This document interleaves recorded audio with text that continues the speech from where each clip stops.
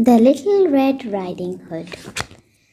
Once upon a time, there lived a little girl called Red Riding Hood, who lived with her mother at the edge of a forest.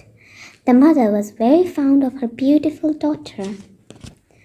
One day, her mother said to her, "Take this basket of cakes and cookies to your grandma. Go quickly and keep to the path. Don't stop on the way." Red Riding Hood took the basket and went to see her grandma. When Red Riding Hood was on her way to her grandma's house through the forest, she met a wolf.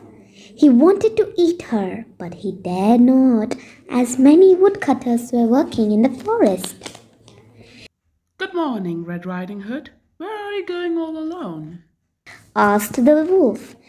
Red Riding Hood answered innocently, "I'm visiting my grandma, who lives on the other side of the forest. I'm taking her cakes and cookies for tea."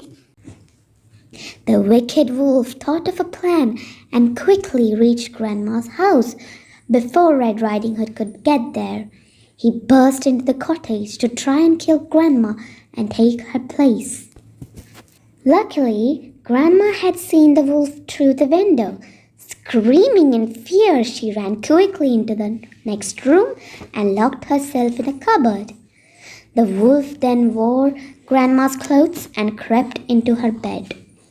Red Riding Hood reached her grandma's house and found her in the bed. "Why are you in bed, Grandma?" she asked. "Are you not feeling better?" Pretending to talk like Grandma, the wolf replied, "I'm fine, but I missed you. Come and sit near me, baby." Red Riding Hood put her arm around him. She noticed the wolf's teeth.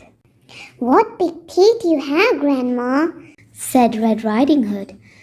"Just the right size to bite you," said the wolf, springing up to catch her.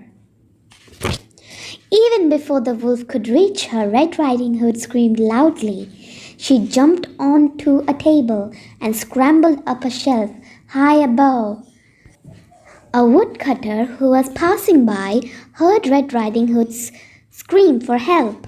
He burst into the room and with one stroke of his axe killed the wolf.